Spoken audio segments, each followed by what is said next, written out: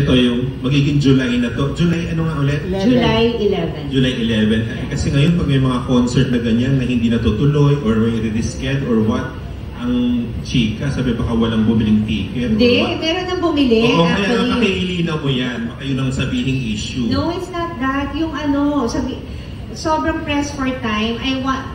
Gusto rin ng TV na mag-promote ako ng concert while promoting the single, yung new single ko.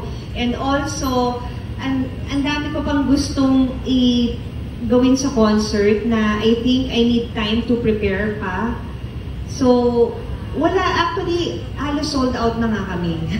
Wow! So ano na siya, naka-reserve na yung mga tickets sa mga ibang VIPs and syempre sa tagal ko ba naman si industriya. At sa dami ng friends mo, di ba? Sa pagiging Miss Friendship ko. Di ba? Ikaw ang producer, Mars, di ba?